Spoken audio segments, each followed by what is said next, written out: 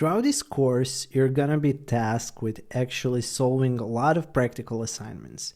To make things easier for you, besides the demo file that you have access to, which I highly do suggest following along and kind of trying to replicate what I'm doing in the lessons, to get a hang of where things are, how they're working, why they're working that way, there is also this assignments file. So my suggestion is to go through the lessons of a particular module and then go into this file and look for the name of the module. So for example, here is the introduction module.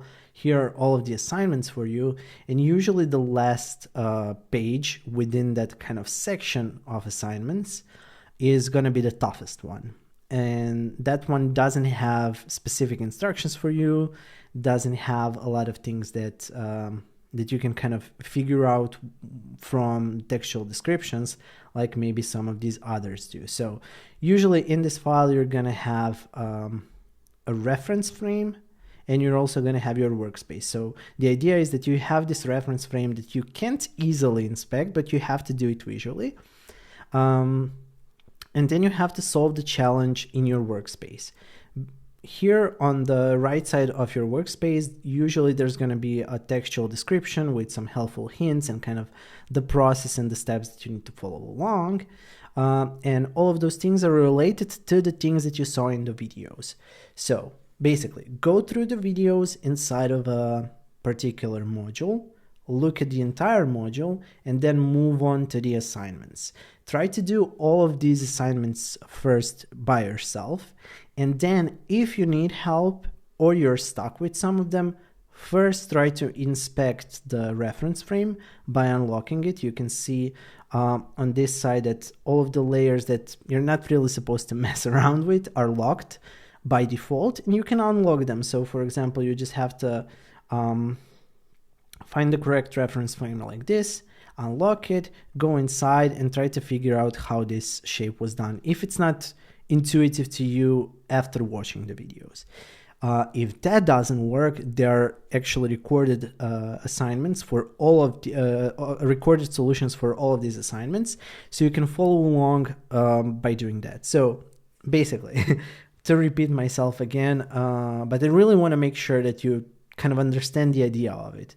Watch the video lesson, try to replicate everything that I'm doing in those video lessons, try to figure out what I'm doing, why, kind of rewatch some sections of the video if they went through for you a little bit kind of quicker or too slow or something. Try to adjust the pace for yourself and your particular level of understanding Figma.